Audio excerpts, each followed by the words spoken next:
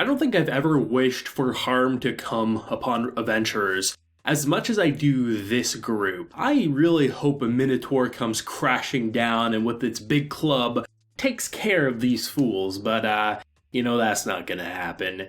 This season of DanMachi has been a very intriguing treat. It's something that is playing with themes that I'm so happy to see brought up in a show like this, which typically you don't get to see anything quite as heavy, and to get so much information from the god who has pretty much been, for years, trying so hard to bring about these monsters to the surface by using a character who I thought was there for pure comedic purpose, who just shouted his own name as actually a way to introduce the idea more and more throughout the years, and I'm like, DanMachi, you're not just a show that got lucky with its third season, you're a show that's using its prior events to really flesh out something that's quite intriguing. This was a very info dump heavy episode, but I would argue it's just as interesting as any of the best action fights that we've had throughout the 3 seasons. To just see so much information get revealed, one of the biggest questions I personally had, I'm not sure about everyone else, was who was this mysterious cloaked figure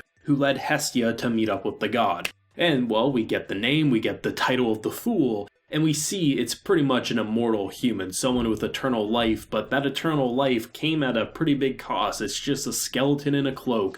But it's interesting how this is pretty much their saving grace, and just the dialogue, the conversation that happened with Bell's party and them. It's so interesting because you get information that honestly just shatters my worldview of what DanMachi is. The whole idea of adventurers kind of reincarnating and kind of getting new life and things like that, that's something we've expected. But the idea of that happening to monsters is something that I don't think many people would have ever assumed, because when they explode into that dust and they phase away, we've always assumed they were monsters. We never assumed they had intelligence. But then you get pieces of dialogue in this episode that just make it feel so mind-shattering. The fact that we have the leader of this group saying how he remembers a sunset and he's describing it, it's fuzzy, it's not something crystal clear, but as if he's seen a sky like that.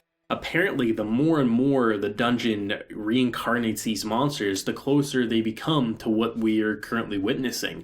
The idea that they just can learn their English language, or what I assume is the English language for at least the English watching community, just this universal language that they've never known, but it's like the back of their hand because they're remembering this previous life. Okay, so the whole idea of reincarnation is more than just adventurers, and it's so interesting that the dungeon is considered their mother, and how even something I was thinking, because ever since we learned that there are these intelligent monsters, I was curious, what is Bell going to do now that he comes across monsters? If he hesitates, he'll die, but at the same time, now he's going to have to question, is this an actual monster, or is it something intelligent alongside characters like Weine? And we have, before the parting scene, this leader saying, don't hesitate. Kill the monsters. We kill the monsters, we kill adventurers. Anyone who tries to hurt us, we will kill them the same way you do for order to protect yourself. If you hesitate, you will die. And I'm like, thank you, because this could have easily been pointless drama, and I'm sure Bell's still going to struggle because it is going to be a thought in his mind, what if that is an intelligent creature?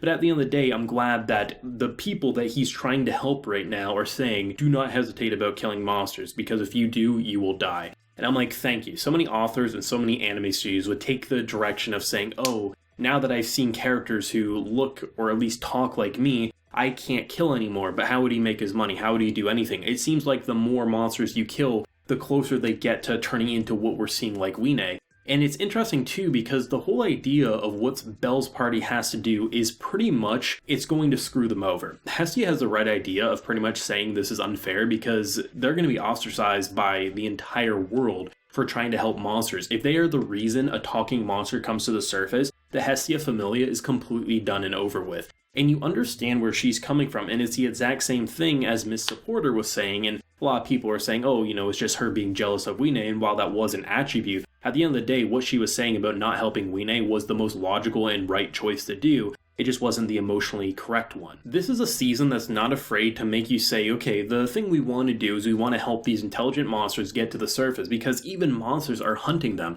They have no safe place to stay, even though they do get weapons and food and sometimes from the guild. At the end of the day, they have to constantly move their village because there's not enough food to survive, and they're going to be hunted by adventurers sooner rather than later. And you want to say bring them to the surface, but once you do, they're just going to get killed there. They've even complimented in this episode that the adventurers' weapons are so much better than anything they find in the caves. They'll be slaughtered without much struggle, especially considering there will be literal thousands of humans as soon as they reach the surface. It's something that there isn't an easy to swallow answer, and I firmly believe the only likely outcome is by finding them a safe, secluded place on the surface where you can take these monsters, send them there. Hopefully, generations down the line, they'll be able to live in peace and not have to fear it. But at the end of the day, based on some of the monsters we got introduced in this episode, it feels like they really don't trust humans, and I feel like there's going to be some of those intelligent monsters that are going to want to take care of the humans so they can have the surface all to themselves. So it's hard to say what's going to happen. It's the whole idea of discrimination is like the biggest theme of this episode, and you understand both sides and how really can they coexist. It feels impossible. And while it is anime, and while you want to say, well, it's anime, so of course they'll find a solution, not necessarily.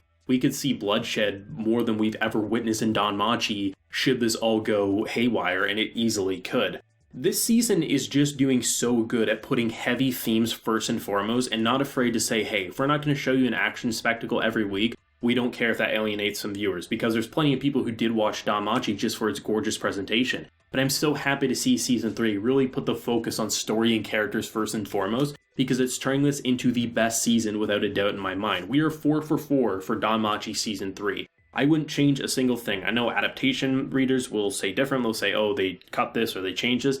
That's not for me to say. I, as an anime original, feel like they're giving me constant information, and just the information that they are giving, they're delivering it in such nonchalant ways it doesn't feel like info dump, but rather natural conversations, and we're just as surprised to learn these things as Bell and his party. I think this was an incredible episode. This was probably the most interesting in terms of just pure info, and it will be interesting to see what's going to happen with next week, because they're already killing these creatures, and Wine was left supposedly in safe hands, and seemingly she's not anymore. I definitely love the sheer variety of the intelligent monsters that we did get to see in this episode. They had their fun for sure, and I like how they actually felt different than the traditional monsters we've been fighting. There's obviously some familiarities, and you can tell that they're a part of some of the species we've seen before, but it's not like it was just the same creature we fought and now it can talk. Some of them didn't even move their mouth because, well, it just kind of makes sense because it's a monster, and animating mouth flaps for some of these creatures would be a little absurd. But at the end of the day, it did feel like they were more than just, here's a monster we've already seen, it just so happened can talk. It does feel like there's a culture, there's a history, there's these identities, and the idea that they really are explaining every technicality of how they're operating,